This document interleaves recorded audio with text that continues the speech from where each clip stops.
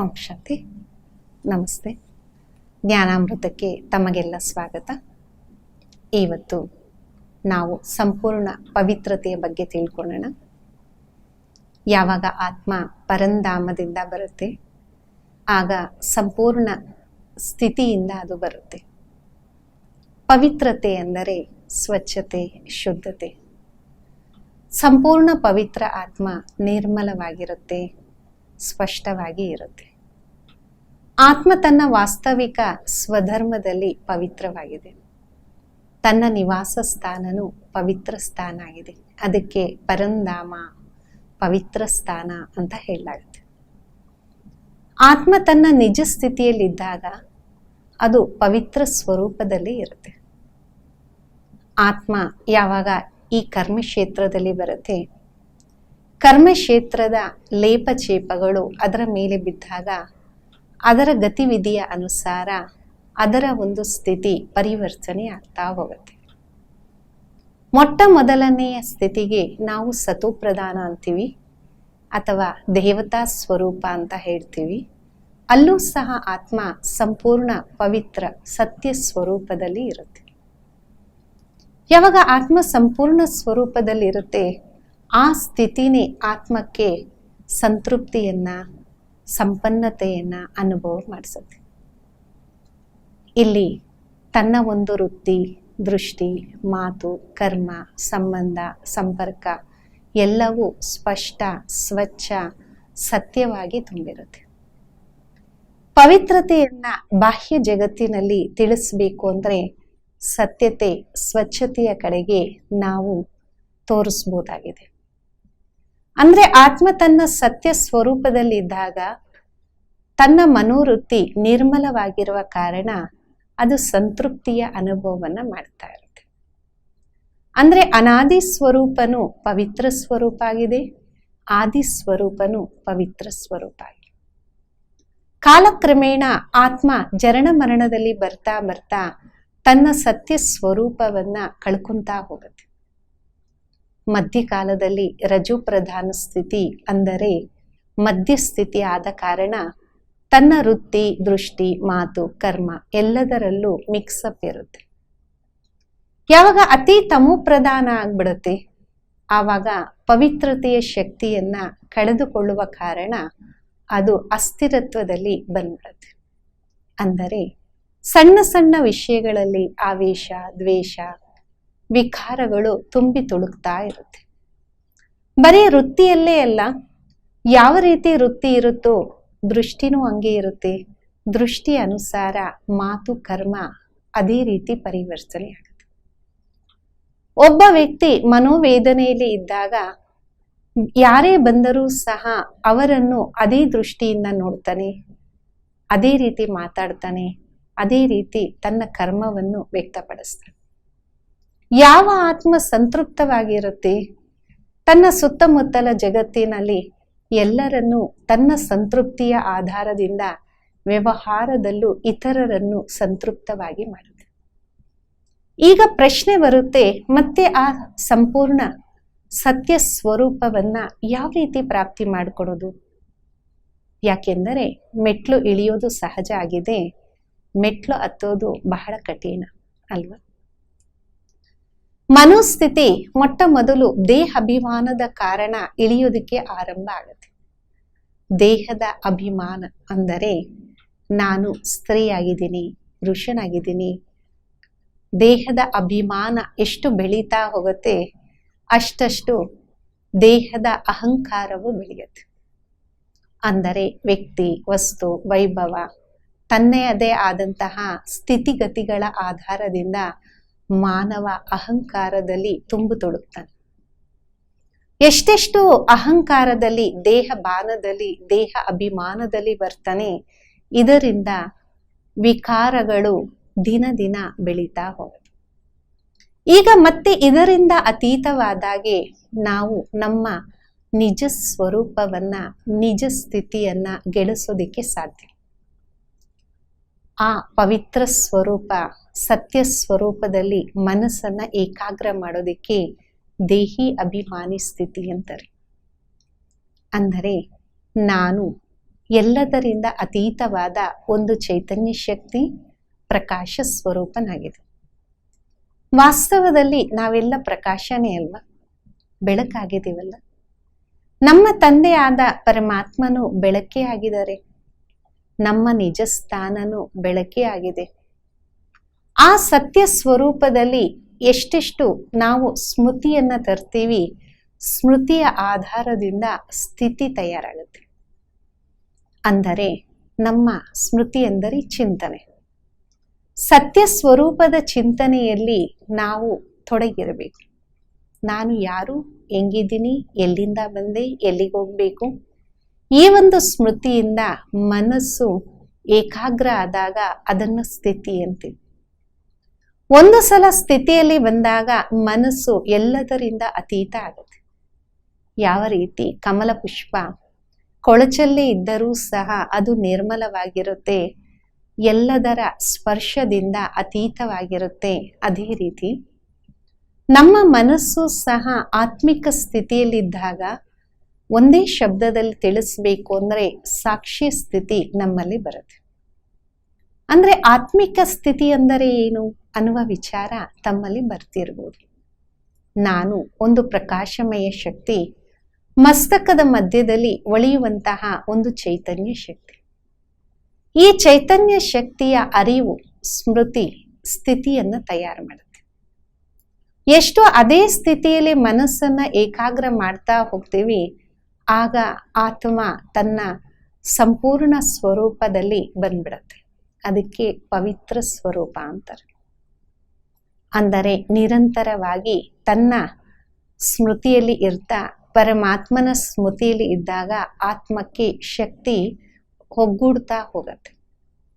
ಯಾಕೆಂದರೆ ಈ ಪ್ರಪಂಚದಲ್ಲಿ ಇವತ್ತು ಪ್ರತಿಯೊಬ್ಬ ಮಾನವ ತನ್ನ ಶಕ್ತಿಯನ್ನ ಕಳ್ಕೊಂಡು ಸಾಧಾರಣರಾಗಿದ್ದಾರೆ. ಮತ್ತೆ ಯಾರು ಯಾರಿಗೆ ಶಕ್ತಿಯನ್ನ ಕೊಡೋದು? ಆ ಪರಮಶಕ್ತಿ ಒಬ್ಬರೇ ಈ ಕಾಲಚಕ್ರದಲ್ಲಿ ಬರೋದೂ ಇಲ್ಲ. ಈ ಕಾಲಚಕ್ರದಿಂದ ಅತೀತವಾಗಿದ್ದು ಎಲ್ಲರನ್ನ ಕಾಲಚಕ್ರದಿಂದ ಮುಕ್ತರಾಗಿ ಮಾಡ್ತಾರೆ. ಅದಕ್ಕೆ ಅವರಿಗೆ ಮುಕ್ತೇಶ್ವರ ಅಂತನೂ ಹೆಸರನ್ನ ಇಡಲಾಗಿದೆ. ಆ ಪರಮಾತ್ಮನ ಸ್ಮೃತಿಯಲ್ಲಿ, ಅಂದರೆ ಮನಸ್ಸು ಅನ್ನುವ ನೇತ್ರದಿಂದ, ಬುದ್ಧಿ ಅನ್ನುವ ದರ್ಪಣದಿಂದ ಆ ಪರಮಾತ್ಮನ ಸತ್ಯ ಸ್ವರೂಪವನ್ನ ನಾವು ಎಷ್ಟು ನೋಡ್ತೀವಿ, ನಿರೀಕ್ಷಣೆಯನ್ನ ಮಾಡ್ತೀವಿ, ಅಷ್ಟು ನಮ್ಮಲ್ಲಿರುವಂತಹ ಕಲ್ಮಶ ದೂರ ಆಗಿ ಆತ್ಮ ನಿರ್ಮಲವಾಗಿ ಪರಿವರ್ತನೆಯಾಗುತ್ತೆ. ಇದರಿಂದ ಎಲ್ಲ ಲೇಪಚೇಪಗಳಿಂದ ದೂರ ಆಗ್ತಾ ಮನಸ್ಸು ಸ್ಥಿರ ಆಗ್ತಾ ಹೋಗುತ್ತೆ. ಇದೇ ಒಂದು ಸ್ಥಿತಿಯನ್ನ ಎಷ್ಟೆಷ್ಟು ನಿರಂತರವಾಗಿ ನಾವು ಅಭ್ಯಾಸ ಮಾಡ್ತೀವಿ, ಅಷ್ಟು ಮತ್ತೆ ಪವಿತ್ರ ಸ್ವರೂಪವನ್ನು ಧಾರಣೆ ಮಾಡ್ತಾ ಹೋಗ್ತೀವಿ. ಅದಕ್ಕೆ ಪರಮಾತ್ಮನಿಗೆ ಮುಕ್ತಿದಾತ ಅಂತಲೂ ಹೇಳಲಾಗುತ್ತೆ. ಅಂದರೆ ಪವಿತ್ರ ಸ್ವರೂಪ ಒಂದು ಅನಾದಿ ಸ್ವರೂಪ, ಎರಡನೇದು ಆದಿ ಸ್ವರೂಪ. ಈಗ ಪರಿವರ್ತನೆಯ ಸಮಯಕ್ಕೆ ಪುರುಷೋತ್ತಮ ಸಂಗಮ ಅಂತೀವಿ. ಇದರ ಒಂದು ನೆನಪಾರ್ಥ ಫರಿಷ್ಠ ಅಥವಾ ಏಂಜಲ್ ಜೊತೆ ಜೋಡಣೆ ಮಾಡಲಾಗುತ್ತೆ. ನೀವು ಕೇಳಿರ್ತೀರಾ, ಕೆಲವೊಂದು ಸ್ಥಾನಗಳಲ್ಲಿ ಈ ಚಿತ್ರವನ್ನ ತೋರಿಸ್ತಿರ್ತಾರೆ. ಏಂಜಲ್ ಫರಿಷ್ಠ ಎಂದು ಭೂಮಿಗೆ ತಾಕೋದಿಲ್ಲ. ತನ್ನದೇ ಆದಂತಹ ಉಮಂಗ ಉತ್ಸಾಹದಲ್ಲಿ ಸದಾ ಅದು ಆರ್ತ ಮೇಲೇನೇ ಇರುತ್ತೆ ಅಂತ. ಅದನ್ನ ಪ್ರಕಾಶದ ಸ್ವರೂಪದಲ್ಲಿ ತೋರಿಸ್ತಾರೆ. ಸ್ಥೂಲವಾದ ದೇಹವನ್ನ ತೋರಿಸೋದಿಲ್ಲ, ಸೂಕ್ಷ್ಮ ದೇಹವನ್ನೇ ತೋರಿಸ್ತಾರೆ. ಅದರ ಕಾಲು ಭೂಮಿಗೆ ತಾಕಲ್ಲ. ಅಂದರೆ ಯಾರ ಮನೋಸ್ಥಿತಿ ಪವಿತ್ರ ಸ್ವರೂಪದಲ್ಲಿರುತ್ತೆ ಅವರಿಗೆ ಏಂಜಲ್ ಫರಿಷ್ಠ ಅಂತೀವಿ. ಭೂಮಿ ಅಂದರೆ ಈ ಸ್ಥೂಲವಾದ ಭೂಮಿಯಲ್ಲ, ಪ್ರಕೃತಿಯ ಯಾವುದೇ ಆಕರ್ಷಣೆಯಿಂದ ಅವರು ಸಿಲುಕೋದಿಲ್ಲ, ಅಂದರೆ ಸಿಕ್ಕಾಕೊಳ್ಳೋದಿಲ್ಲ. ಅದಕ್ಕೆ ಅವರಿಗೆ ಮೇಲೆ ತೋರಿಸುವಂತಹ ಒಂದು ಪ್ರಥಾ ನಿಯಮವನ್ನ ಜೋಡಣೆ ಮಾಡಿದ್ದಾರೆ. ಫರಿಷ್ಠಾಗೆ ನೋಡಿ 4 ಕಡೆ ಪ್ರಕಾಶವನ್ನ ತೋರಿಸ್ತಾರೆ.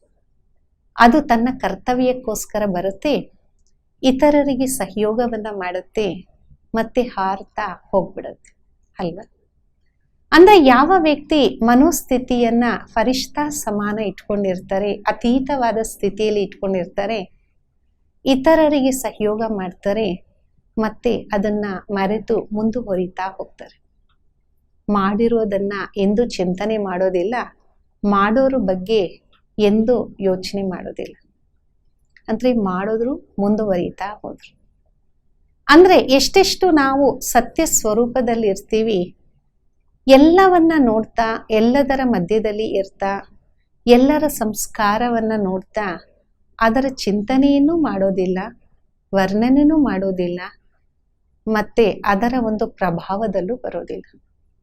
ಸಾಕ್ಷಿಯಾಗಿ ಈ ಕರ್ಮಕ್ಷೇತ್ರದ ಪ್ರತಿಯೊಬ್ಬರ ಪಾತ್ರವನ್ನ ನೋಡ್ತಾ ಮುಂದುವರಿತೀವಿ. ಆ ಒಂದು ಸ್ಥಿತಿ ಪವಿತ್ರ ನಿರ್ಮಲ ಸ್ಥಿತಿಯಲ್ಲಿ ಇರಕ್ ಸಾಧ್ಯ. ನೋಡಿ, ಹಂಸ ಪಕ್ಷಿ ಸದಾ ಒಳ್ಳೆಯದನ್ನೇ ತಗೊಳತ್ತೆ. ಆ ರೀತಿ ಯಾರು ಪವಿತ್ರ ಸ್ವರೂಪದಲ್ಲಿ ಇರ್ತಾರೆ ಅವರು ಇತರರ ಗುಣಗಳನ್ನ ತಗೊಂತಾರೆ. ಆ ರೀತಿ ಅಲ್ಲ, ಅವರಿಗೆ ಬೇರೆ ಏನು ಕಾಣಿಸಲ್ಲ ಅಂತ. ಹಂಸ ಪಕ್ಷಿಗೆ ಕಲ್ಲು ಮುತ್ತುಗಳು ಎರಡೂ ಕಾಣಿಸ್ತವೆ, ಆದರೆ ಅದು ಮುತ್ತುಗಳನ್ನ ಮಾತ್ರ ತಗೊಳುತ್ತೆ ಅಲ್ವಾ? ಆ ರೀತಿ ಯಾರು ಸತ್ಯ ಸ್ವರೂಪದಲ್ಲಿ ಸ್ಥಿರವಾಗುವ ಅಭ್ಯಾಸವನ್ನ ಮುಂದುವರಿಸ್ತಾರೆ ಅವರು ಎಲ್ಲರಲ್ಲೂ ಗುಣಗಳನ್ನೇ ತಗೊಳ್ತಾರೆ. ಆದರೆ ಇದರಲ್ಲಿ ಹಲವು ಹಂತಗಳು ಇದೆ. ಎಷ್ಟು ನೀವು ಆತ್ಮಿಕ ಸ್ಥಿತಿಯಲ್ಲಿ ಇರ್ತೀರಾ, ಮೊದಲು ದೇಹ ಬಾನದಿಂದ ಅತೀತರಾಗ್ತಾರೆ. ದೇಹ ಬಾನ ಅಂದ್ರೆ ನಾನು ಸ್ತ್ರೀ ಪುರುಷ ಅನ್ನುವ ಕಾನ್ಶಿಯಸ್ ಸ್ಥಿತಿ ನಿಮ್ಮಲ್ಲಿ ಇರಲ್ಲ. ನಾನು ಆತ್ಮ ಅಷ್ಟೇ. ಯಾವಾಗ ಈ ಒಂದು ಭಾನದಿಂದ ದೂರ ಆಗ್ತೀರಾ ಆಗ ಇನ್ನೊಂದು ಸ್ಥಿತಿ ನಿಮ್ಗೆ ಅನುಭವ ಆಗುತ್ತೆ. ಅದಕ್ಕೆ ದೇಹಿ ಅಭಿಮಾನಿ ಅಂತಾರೆ. ಅಂದರೆ ದೇಹದಲ್ಲಿ ಇದ್ದರೂ ದೇಹದಿಂದ ಅತೀತ. ಇನ್ನು ಮುಂದುವರಿತಾ ನೀವು ವಿದೇಹಿ, ಅಂದರೆ ದೇಹದ ಸ್ಪರ್ಶನೂ ಮನಸ್ಸಿಗೆ ಆಗುವುದಿಲ್ಲ. ಬಿಲ್ಕುಲ್ ನಾನು ಒಂದು ಪವಿತ್ರ ನಿರ್ಮಲ ಶಕ್ತಿಯಾಗಿದ್ದೀನಿ, ಆ ಒಂದು ಅನುಭವ ಆಗುತ್ತೆ. ಇನ್ನೂ ಮುಂದುವರಿತಾ ನೀವು ಲಾಸ್ಟ್ ಸ್ಟೇಜ್ ಸೇರ್ತಾರೆ. ಅದಕ್ಕೆ ಕರ್ಮಾತೀತ ಸ್ಥಿತಿ ಅಂತಾರೆ. ಅಂದ್ರೆ ಕರ್ಮವನ್ನ ಮಾಡ್ತಿದ್ದೀನಿ, ಆದರೆ ಅದರ ಪ್ರಭಾವ ನನಗಾಗೋದಿಲ್ಲ, ಇತರರ ಕರ್ಮಗಳ ಪ್ರಭಾವನೂ ನನಗೆ ಆಗೋದಿಲ್ಲ. ಆಗ ಆತ್ಮ ಎಲ್ಲದರಿಂದ ಮುಕ್ತನಾಗಿ ಹೋಗಕ್ಕೆ ಸಾಧ್ಯ. ಆದರೆ ಇವೆಲ್ಲ ಹಂತ್ಯವಾಗಿ ಹೋಗುತ್ತೆ. ಮೊದಲನೇದು ಆತ್ಮಿಕ ಸ್ಮೃತಿಯ ಅಭ್ಯಾಸ, ನಂತರ ದೇಹಿ ಅಭಿಮಾನಿ ಸ್ಥಿತಿ, ನಂತರ ವಿದೇಹಿ ಸ್ಥಿತಿ ಅಂದರೆ ಏಂಜಲಿಕ್ ಸ್ಟೇಜ್, ನಂತರ ಕರ್ಮಾತೀತ ಸ್ಥಿತಿ. ಈ ರೀತಿ ಆತ್ಮ ಎಲ್ಲದರಿಂದ ಮುಕ್ತ ಆಗ್ತಾ ತನ್ನ ಅನಾದಿ ಸ್ಥಿತಿಯನ್ನ ಪ್ರಾಪ್ತಿ ಮಾಡಿಕೊಂಡು ಅನಾದಿ ಸ್ಥಾನಕ್ಕೆ ಮರಳಿ ಹೋಗುತ್ತೆ. ಯಾವ ರೀತಿ ಗಿಡದಲ್ಲಿ ನೀವು ನೋಡ್ತೀರಾ, ಮೊದಲು ಎಲೆಗಳು ಬರುತ್ತೆ, ನಂತರ ಮೊಗ್ಗು ಬರುತ್ತೆ, ಹೂ ಬರುತ್ತೆ, ಮತ್ತೆ ಬೀಜ ಬರುತ್ತೆ. ಬೀಜನು ಗಿಡದಿಂದ ಅತೀತ ಆಗುತ್ತೆ ಅಲ್ವಾ? ಆ ರೀತಿ ಆತ್ಮ ಪವಿತ್ರವಾಗಿ ಈ ಆದಿ ಸ್ವರೂಪವನ್ನ ಧಾರಣೆ ಮಾಡುತ್ತೆ. ನಂತರ ಅಂತ್ಯವಾಗಿ ಹಲವಾರು ಸ್ಟೇಜಸ್ ಅನ್ನ ಪಾರ್ ಮಾಡ್ತಾ ಅಂತ್ಯದಲ್ಲಿ ಇದೇ ಒಂದು ಆತ್ಮಿಕ ಸ್ಮೃತಿಯಿಂದ ಎಲ್ಲದರಿಂದ ಅತೀತ ಆಗುತ್ತೆ. ಅದಕ್ಕೆ ಇದನ್ನ ಆಧ್ಯಾತ್ಮಿಕ ಜ್ಞಾನ ಅಂತೀವಿ. ಅಂದರೆ ಆತ್ಮಿಕ ಸ್ಮೃತಿಯ ಜ್ಞಾನ, ಆತ್ಮಿಕ ಸ್ಮೃತಿಯಲ್ಲಿ ಇದ್ದು ಪ್ರಯಾಣ ಮಾಡುವಂತಹ ಮಾರ್ಗ. ಅದಕ್ಕೆ ಇದನ್ನ ಆತ್ಮಿಕ ಜರ್ನಿ, ಆಧ್ಯಾತ್ಮಿಕ ಮಾರ್ಗ ಅಂದ್ರೆ ಆತ್ಮದ ಮಾರ್ಗ ಅಂತ. ಆತ್ಮದ ಸ್ಮೃತಿನೇ ಇಲ್ಲ ಅಂದ್ರೆ ಆ ಮಾರ್ಗದಲ್ಲಿ ನಾವು ಮುಂದುವರಿಯಕ್ಕೆ ಸಾಧ್ಯ ಇಲ್ಲ. ತಿಳುವಳಿಕೆ ಇರೋದು ಬೇರೆ, ಆದರೆ ಅದನ್ನ ಅಭ್ಯಾಸ ಮಾಡೋದು ಬೇರೆ. ನಮಗೂ ನಿಮಗೂ ಗೊತ್ತಿದೆ ನೀವು ಆತ್ಮ ನಾನು ಆತ್ಮ ಅಂತ, ಆದರೆ ಇಡೀ ದಿನ ಎಷ್ಟು ಸಮಯ ಅದನ್ನ ಅಭ್ಯಾಸ ಮಾಡ್ತಿದೀವಿ? ಮಾತ್ರೆ ಇದೆ, ಆದ್ರೆ ಅದನ್ನ ನಾನು ತಗೊಂಡಿಲ್ಲ ಅಂದ್ರೆ ಅದರ ಪ್ರಭಾವ ಆಗೋದಿಲ್ವೋ? ಅದೇ ರೀತಿ ಜ್ಞಾನ ಇದೆ, ಆದರೆ ಅದನ್ನ ಪ್ರಾಕ್ಟಿಕಲ್ ಲೈಫಲ್ಲಿ ನಾವು ಉಪಯೋಗಿಸಿಲ್ಲ ಅಂದರೆ ಅದರ ಪ್ರತಿಫಲ ಸಿಗಕ್ಕೆ ಸಾಧ್ಯ ಇಲ್ಲ. ಇದಕ್ಕೆ ಸಾಧನೆ, ತಪಸ್ಸು ಅಂತ ಇನ್ನೊಂದು ಶಬ್ದದಲ್ಲಿ ತಿಳಿಸಲಾಗಿದೆ. ಈ ಒಂದು ಸಾಧನೆಗೆ ಮೊದಲನೇ ಸಂಕಲ್ಪ ದೃಢತ್ವ ನಮ್ಮಲ್ಲಿ ಬೇಕು. ದೃಢತ್ವದಿಂದ ಆರಂಭ ಮಾಡ್ತಾ ನಾವು ನಮ್ಮ ಲಕ್ಷ್ಯವನ್ನ ಸೇರ್ಬೋದು. ಅಂದಮೇಲೆ ಈಗ 1 ನಿಮಿಷ ಆ ಆತ್ಮಿಕ ಸ್ಮೃತಿಯ ಚಿಂತನೆಯನ್ನ ಮಾಡೋಣ. ನಿಧಾನವಾಗಿ ಮನಸ್ಸನ್ನ ಈ ದೇಹವೆಂಬುವ ಮಂದಿರದಲ್ಲಿ ಮಸ್ತಕದ ಮಧ್ಯದಲ್ಲಿ ಏಕಾಗ್ರ ಮಾಡಿ ಚಿಂತನೆ ಮಾಡಿ, ನಾನು ಆತ್ಮ ಪ್ರಕಾಶ ಸ್ವರೂಪನಾಗಿದ್ದೇನೆ.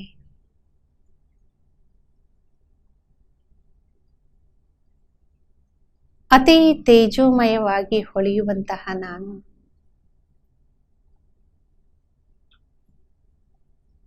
ನನ್ನ ವಾಸ್ತವಿಕ ಸ್ವರೂಪದಲ್ಲಿ ಇದ್ದೇನೆ.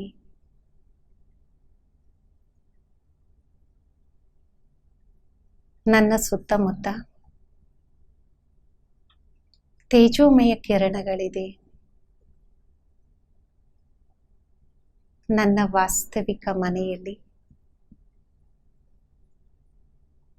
ವಾಸ್ತವಿಕ ಸ್ವರೂಪದಲ್ಲಿ ನಾನು ಪ್ರಕಾಶಮಯನಾಗಿದ್ದೇನೆ, ತೇಜೋಮಯನಾಗಿದ್ದೇನೆ, ನಿಶಬ್ದದಲ್ಲಿ ಇದ್ದೇನೆ. ಮನಸ್ಸು ಬುದ್ಧಿ ನಿರ್ಮಲ ಪವಿತ್ರವಾಗಿದೆ, ಸ್ಥಿರವಾಗಿದೆ, ನಿಸ್ಸಂಕಲ್ಪವಾಗಿದೆ. ಓಂ ಶಾಂತಿ.